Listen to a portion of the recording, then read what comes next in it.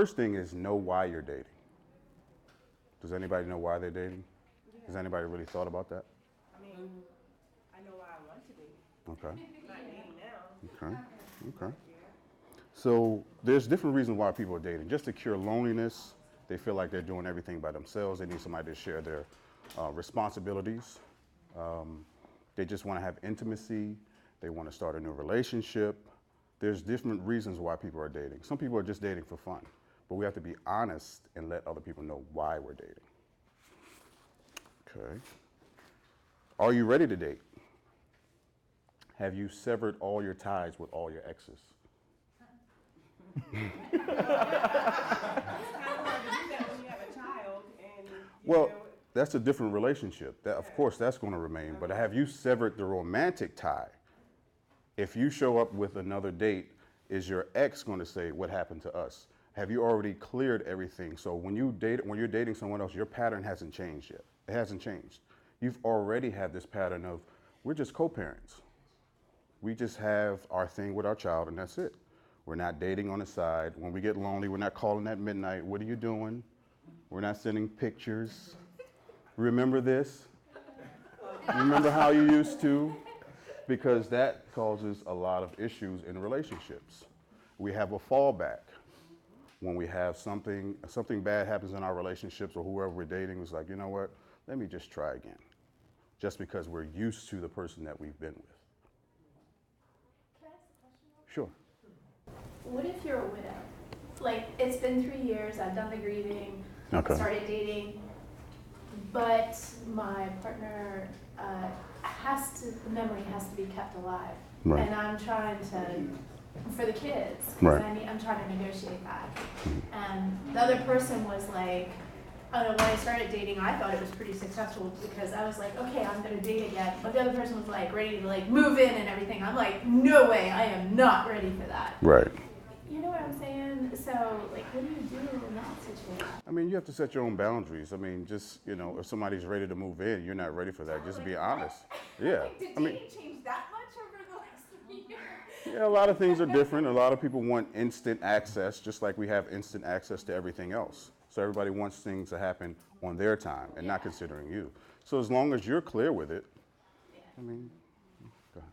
So it's a couple things in factor. What if you have trust issues? And what if a person you're not necessarily over you, but you got super mega friend zoned, and you still like check their Facebook page to see how they're doing, stuff like that. Like, how can I move past that?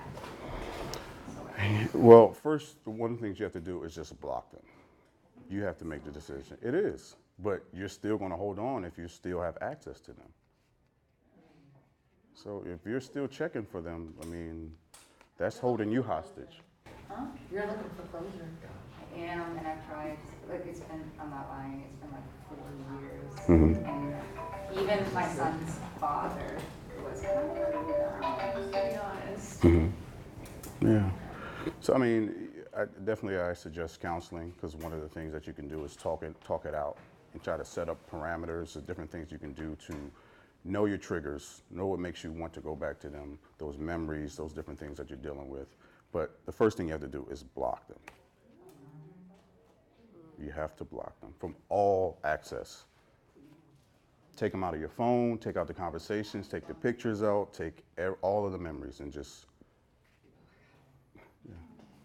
consciously tell yourself no. The thing is that I just done all that. I don't have a number anymore, but I add back on Facebook. Yeah. Play spades with me. Like, Right. Yeah. All that stuff it's just a setup for yourself. It's harder to delete Facebook Right. accounts than it is to get a divorce. and then you see like friends, like mutual friends. Friends of friends, yeah. Yeah. Yeah. Conscious effort. Conscious effort. I have a question. Sure. This has nothing to do with it. Is this on Facebook or can I get this without having Facebook? Like, I'm going to put it on my website. so I don't have to have Facebook No. on those No, social it's- medias? Got it. Last question, what is your view on like the dating apps? I guess we can kind of join on that. I don't really. To be honest, so people think and this is my personal opinion, I think Facebook is the best dating app. And the reason why is because you can see what people are posting, you can see what people are talking about, you see attitudes, you can see what they share. I just like friend someone I think is hot, I'm like, hey, you. Yeah, I mean, you can, but you see how they're, I mean, you see people's, that you can only hide yourself for so much, for so long. So if I'm posting something about women that's degrading to women, then you see parts of me. If I'm posting something about, if I'm in church or something like that, I'm talking about church, you can see I go to church. If I'm hanging with kids, you see I hang with kids. You see a lot of different things. And that does not mean that you go on Facebook and say, I'm open to date. But you just pay attention to people's patterns, their behaviors. I know there's like not specifically like Facebook dating, but like what, if I find someone on a dating app, I go to their Facebook or like I find them on Facebook? No, I mean, if you choose to go to a dating app, I just say, just communicate through that way. But eventually you want to get offline. Yeah, they all just want like really one thing. I'm looking for something. Yeah, I don't know any one app because it'll be one person on 10 different dating sites saying different things on each dating site. I've seen that happen. All right, so you're against dating apps, though, right? Are you? I think they can be beneficial at some point. You know, it's all individual. Some people are genuinely, you know, stuck and looking for something different. So it all depends on what you get.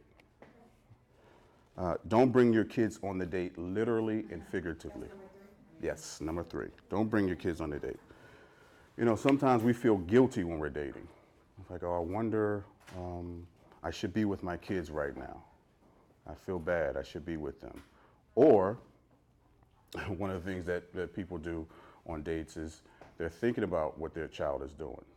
Is Johnny playing in the toilet? Did Susie sneak out? And you're not engaging in the person in front of you. So we miss opportunities to connect. I know it's hard to separate ourselves, but this is purposeful dating. Yeah. I have a question on that. Mhm. Because we are single parents, Mhm. why should we, I guess, be two-faced? I mean, if you're saying, I understand not bring your child figuratively to the date, but being an understanding person you're dating should know all aspects of you. Right. I mean, not saying that you're thinking about the child, but if there's a concern going on in your head, or if your child calls you, you should be able to answer. Right. And things like that. So I'm trying hard to leave my son, like block him out just because I'm dating. I don't want to have to do that. Why do we have to choose? Well, I'm not saying totally block them out. I'm just saying when you're sitting in front of somebody, you guys are talking, but you're not there. They can notice that you're not there because you're thinking about something else. So, you know, you want to connect with somebody because they might say something crazy and you miss it because you're thinking about your child and you're going on a second date and they just told you that they killed 2 people yesterday. Well, if you're thinking about your child, then doesn't that mean you're not ready because you like all your No, you're always going to think about your child. That's your first responsibility. You're always going to think about your child. And in fact, while you're thinking about the child, you're thinking about, could this person be a co-parent eventually? So long term. I tend to open up with, by the way, I'm a mom, because then if they don't like kids, then it's never going to work out in general. Yeah. That's one of the things too. I think that conversation should be had before the date. Before the date. Like wait till the 3rd date to say your mom's why. If something happens, what are you going to tell them? You say you can't go, you're going to make something up? So you got to be honest. You got to be honest. Don't bring others around your kid too soon. I know Steve Harvey had in his book that you need to bring somebody around your kids right away. That is the worst advice you can give. You don't know who that person is. You don't know what they will do to your child. They don't need to have access to your children. They don't need to have access to your life like that when you initially meet someone. You have to develop a relationship outside of that. Do you have a timeline? I don't have a timeline. That's based on the relationship, the personal relationship. Yeah. But what's like the advisable at least? Like maybe you know each other for a couple of months or... Yeah, I mean, I would say I mean, again, it's based on a relationship. If they have kids, you know, you can meet at a public place where the kids are interacting separately, or, you know, just playing. Yeah, when there's a whole environment where, you know, it's not one-on-one, we're a family on date 2 or month 3. So again, it just depends. I don't have a specific timeline. I don't know if Officer Dan has one. No, sorry, you set the rules, okay? It's you guys are the ones. It's hard nowadays. We all say we're busy. We are all busy with things. When you add a child to the mix or children to the mix, it's even 10 times worse, you know? So you set the ground rules and you don't change them. So I don't want to tell you, we can't give you a time frame when you want to bring the kids into play or bring them into the household, because it's going to differ, okay? So you got to have that, all right, this is where I feel comfortable now to maybe tell you who my kids are, and then introduce you. There's nothing wrong with saying I have 2 kids, they're 5 and 9, and they play sports. Well, what are their kids' names? I'm not comfortable to give that to you yet. Because understand this, like Paul mentioned, we are now in that fingertip age where all I have to do is pull my phone out and Google you, and I'll find out info, okay? So with that said, if I know your name and I find out you have kids, I can find something else to link you to that. Now I know where your kids go to school, what your kids do, and I know all this information about you before we even had our 3rd drink together. So when you feel comfortable, do the stages. My kids are 5 and 9, and they play sports, you know, okay. When you feel comfortable, it's little John and little Sarah, okay. From there, you know what, then I may want to introduce you to them. But that way you kind of, it's a marathon, okay? Relationships are marathons, we're not sprints, okay? You have to kind of go at it slow. And I'm telling you, even if you've been together for 3 months and there's certain things, how many here have ever had that back of their hair, you know, stick up, or they get that spidey sense that says something's not right about you? How many of y'all told your girlfriends or your buddies and said something's not right about them? Okay? And we were talking about this. It's hard for us to say that about other people, but we take it for ourselves. For you guys, when you start feeling that way, trust that instinct. Something's not right. Okay, you know, take the time to think about it. There's a few things that I like say, oh my God, I did that right. But there's one thing that when I did start dating again, that I'm really proud of that I did.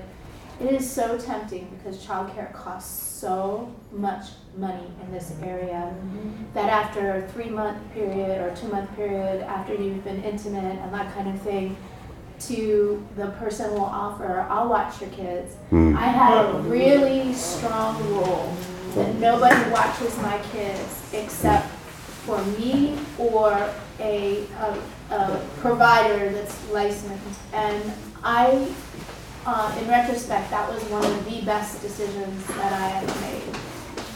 So, I mean, I would urge that for everyone. It is so tempting, especially when the going rate for childcare in this county is $15 an hour. And, you know, something comes up and you have this person who, oh, I'll stay a little bit extra time and I'll watch your kids. And they may mean well. They may totally mean well. But it develops the bond. I mean, forget the danger part. Right. It develops the bond even further. And I am so grateful that I had that boundary or rule. I might have done other things wrong, but that one was like, and I'm going to hold to that.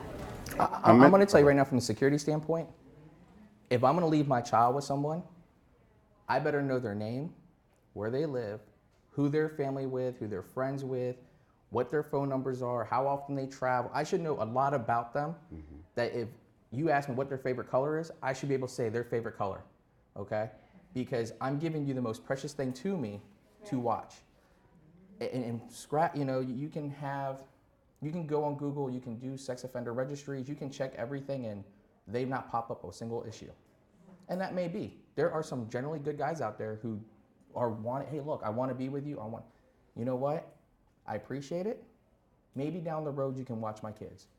But you better be able to, because I'm telling you right now, the police, if we come out and you call us because your child's missing, something happens to your kid and they're in the hospital or something, you should be able to go, oh, I know everything about them, all the way down to their blood type. I mean, you should be able to get everything about them and it be true, okay? There shouldn't be anything where all of a sudden you go find out they are sleeping with someone behind you. I didn't know that about that lifestyle. But you should know everything. So until then, I mean, you should really know a lot of information. okay? And that getting that information should be time. But you think, like, I think. Sorry, Paul, I didn't mean to. No, go ahead. You Okay. think It's a to partnership. yourself, it's weird because your brain will do this rationale. Oh well, you know, especially if you've gotten intimate. Oh, I really know the person and all this, and that's a crock of crap because you could find out like another month that there's something that is not one of the core attributes that you're looking for, and you've now developed. You've now allowed your kids to have a bond that's separate from you, and yeah.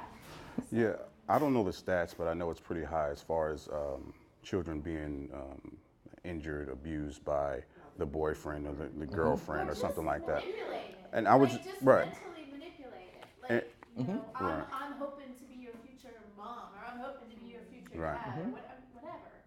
And I heard a story last night as when a friend was telling me about another friend whose boyfriend killed the daughter, a 2-year, because the 2-year-old, he was playing this PlayStation, and the 2-year-old was curious, just went and press the off. Oh, really? Okay. Yeah, I didn't think he was that type of dude when he was doing Well, I just heard the story. I don't know his name. I don't know anything, but yeah. And also introducing people to your kids. When you break up with them, your kids are breaking up with them as well. Right. Yeah. So they're asking you what happened to, and you have to explain 10 times what happened to them. A friend told me a story about her daughter came to her and said, "Mommy, you're never going to have a relationship. You keep breaking up with everybody," because she's introducing her to everybody. So you want to wait. So number 5, we talked about this a little bit, but it's like, you should be asking yourself, can this person be a co-parent? Are they okay with blended families? Do they want more kids? Do they even like kids? One of the things I tell a couple of clients is what they do is go on a date to a park or like something that's kid friendly and see how they act around other kids. You just see how they act. Did they get attitudes when kids are acting crazy?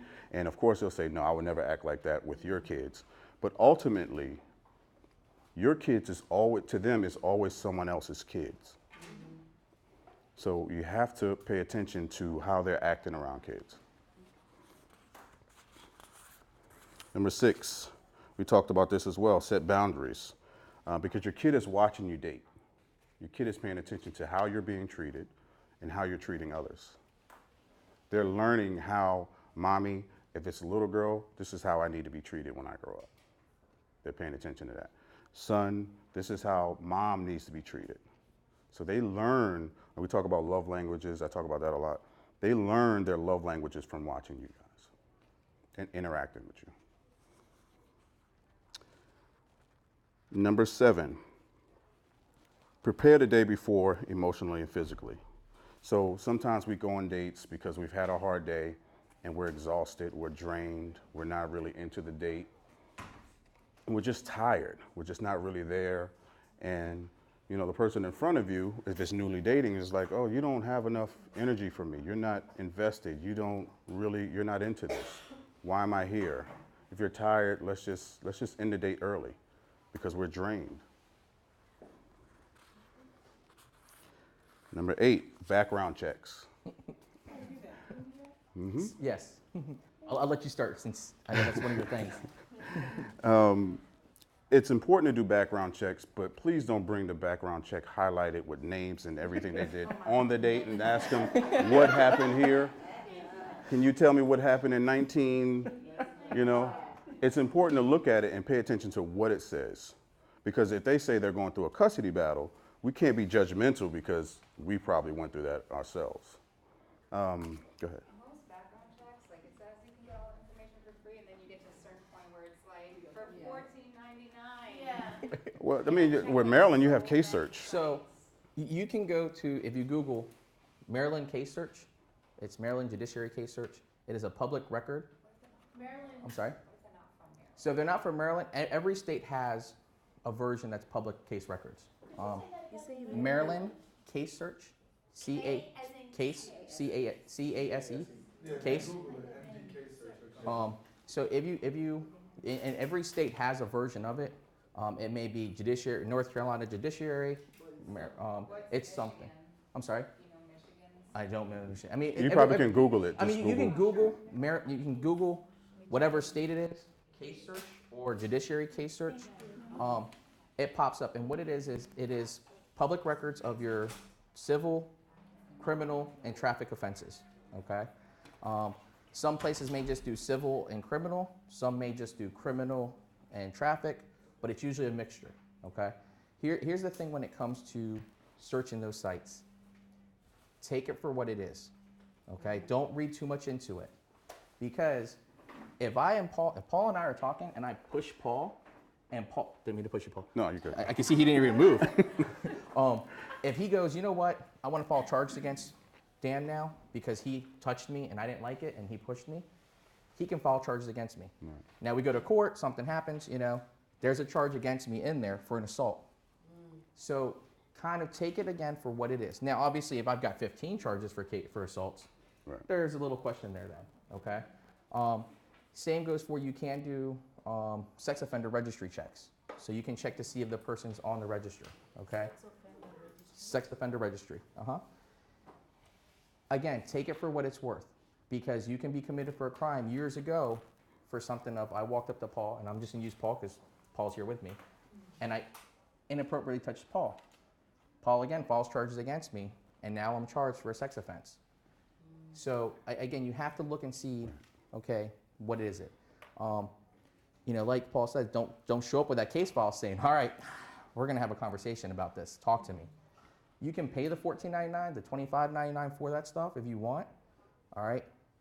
But are you gonna do that for every single guy that comes around? Right. Okay? Let's hope it's not every single guy. What about, and this is a little, I mean, and I understand being really cautious with the safety issues, I mean, that's huge.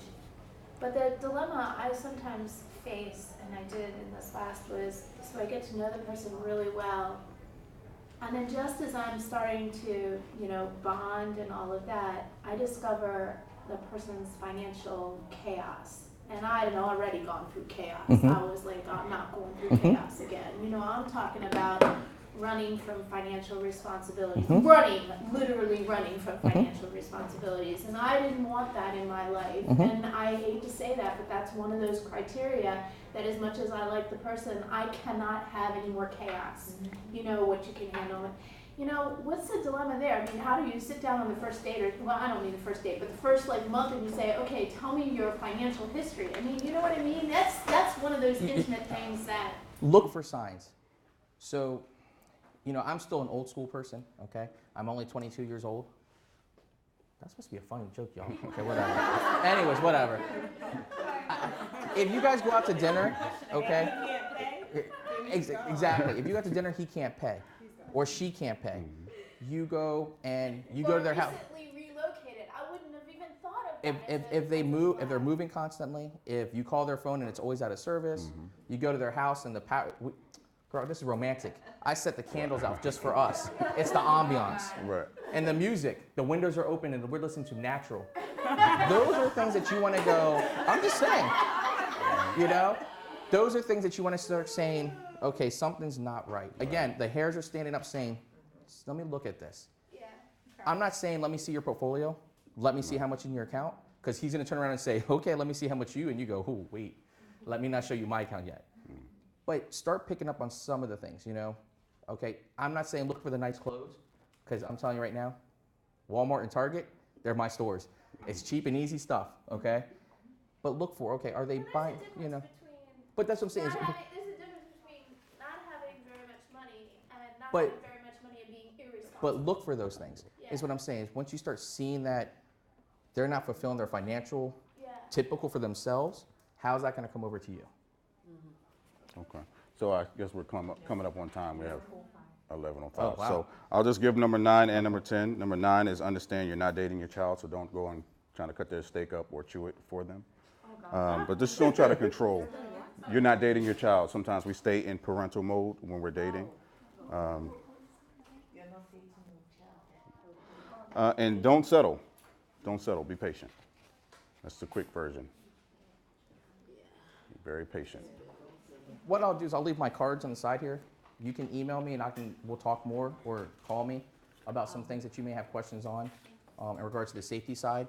Or if you want, I have it printed out, or not printed out, but I have it written up. I can send you some stuff to look for safety-wise when you're dating, okay? Usually email's better because it goes right to my phone, and I'm not in the office. But if you want to call me and say, hey, Dan, how are you? I'll be happy to take a phone call too, okay? I have a question, just a quick question. Thank you. I'm a little on the old side here. What? Okay. I'm 40. I'm 48, so I'm over you. Okay. So we're in the same group, so I'm 40. I don't do social media, I don't do dating apps, I don't do any of that. Where do you suggest an educated Black woman to meet someone who's not intimidated? Because a lot of times I find as though they're intimidated by what I have. Mm-hmm. I mean, I have 2 degrees, I have my own home, like she said up there, I have my own car, I have my own. But it's very hard Yeah. to get in the dating scene without being on Facebook or social media, and I don't have any of those. I don't have any of those. So suggestions on where to meet men. There's a lot of different things in DC. I mean, I don't know. there's a I've been lot in of DC places. for 17 years. I don't know. Yeah. Somebody suggested yesterday, or the other day in a conference, that there's the real estate. Whenever they have the real estate meetings and seminars and stuff like that, that there's a lot of successful men. That's a men-dominated, I guess, field. No, they're not buying houses. They're talking about houses, talking about selling houses, talking about it's just different. Go to different places. What do you like to do? Go to the places that you like to do. You like to do things. Yeah, networking. Where have you gone? A lot of places, I mean, yeah, I mean, a lot of places that things that I've seen, our office, we get a lot in the community services office for the Department of Concerns and Issues. Church, in all seriousness, churches, because churches have like little social events that really are good. A lot of our centers, at a lot of our rec centers, will host singles nights. So they host sometimes for the more older folks, sometimes for the 30-year-old folks, and then the in-betweens. A lot of other things is, hate to say it, but you know what? Where your kids are going to school at and stuff like that. Meet those guys. I'm not going to tell you go to the cars, I'm not going to tell you go to the clubs, and I'm not going to tell you go to the bars. Because if you're going to the clubs and the bars, you're only going to find one thing. The dating sites, there are thousands of them out there. There's the good ones and the bad ones. Here's the things about the dating sites. It's a convenient way to look. It really is. It is Amazon Prime is what it is for us in the dating world. You get it on your phone, you look through, you see who you match for the day, who works for the day, that person looks good, and you can build a conversation. I hate to say that's the 2017 way of dating, but it truly is. Purely because now, I got the time, so, okay. If you email me, I left it over here. If you email me, I will email you, respond back to that stuff. And I'll give you some other places I know of that some single women can go meet, and single men can go meet people. Yeah, and send me if you. No. Well, I was saying single women because we had 2 gentlemen back here, and I don't want to leave them out. If you send me something on my website, I have my cards too. If you send me something, there's a lot of different events that I attend, that I either host or attend.